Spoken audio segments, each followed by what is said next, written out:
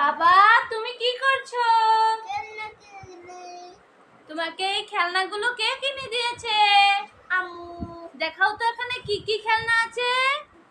Plate, হ্যাঁ glass, হ্যাঁ বাটি, ললিপপ, হ্যাঁ চামচ, তারপর খালাবাটি, ওটা ঢাকনা। খালাবাটি, ঢাকনা ওটা প্লেট। প্লেট, ওই যে জগ মগ।